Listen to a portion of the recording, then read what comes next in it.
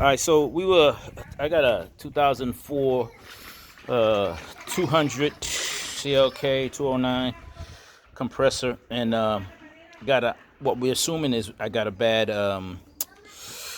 front SAM, because we did everything else. We changed out the battery, changed out the starter, changed out the alternator, still not charging the battery. That's the problem, or not charging the battery. So I have a professional mechanic, but he's so good and he's so busy that he can't get to my car till around the 20 something. But he told me, he said, if you change the battery, alternator, and starter, and you're still getting still not charging the battery, he said it's more than likely your SAM. So order the SAM, just came in online, and now we're taking it out and changing it over. But I thought as we were doing it, I said, we should be filming this so some people can benefit from this, seeing it on YouTube or whatever. So this is us halfway in the process of me thinking, hey, we should be filming this. So what we did so far is we took some pictures of the face of the SAM, so we can make sure that the faces of the SAM, we know which one was which. And then we took some pictures of the serial numbers, which fortunately for me is the exact same model number, which people recommend that you order the same model number, don't get another model number that's supposedly compatible. And then we had to take off the wiper guard and the assembly so that we have enough room to maneuver it. There's only two screws holding the SAM in, and that's the front two screws. There's screw holes on the back, but there's nothing in the back to screw it into. And then you take off this main wire in the front, and then there's two more on the top, and they allow you to move it. Once you get your hand underneath it, you can loosen up some slack into the wires and get all the rest of the wires out. And it's a bowl of spaghetti, as you can see, with all kinds of different connectors. This is the bottom or the base of the controls for the SAM. So you get an idea of the spaghetti that we're going through. But fortunately, all the holes on the back of the SAM, all the holes in the front, they match up. So we just got to change out the fuse to make sure that we don't overpower anything. And then on the back, flip it over.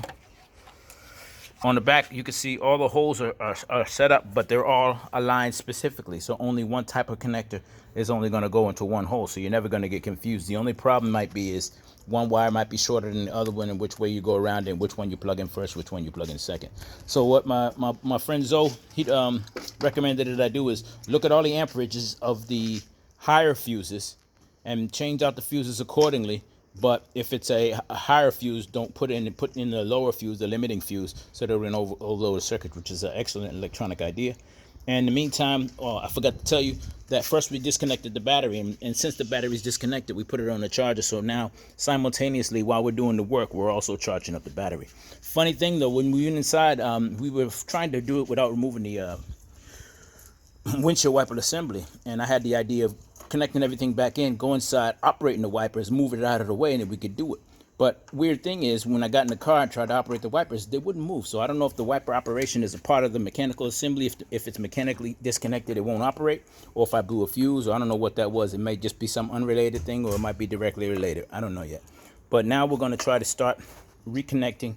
Plug 1, 2, 3, 4, 5, and just going in the order of the way they appear on the bottom of the board, and try to get the whole board plugged in. And then before we start it up, we're going to take all of the fuses out of the original one and replace them into the other one. And then I'm not sure if we're going to do the relays as well or not. I'll look at that. But I just wanted to give you guys an idea of what you're going through when you go to check out your front SAM. And ordering the front SAM, everybody recommends that you get the exact same number and don't get one of the comparable numbers. I guess in some cars the comparable numbers work, but in other cars you need the exact number. So we don't have that problem because I got the same one. So that's it. I hope this video helps you out.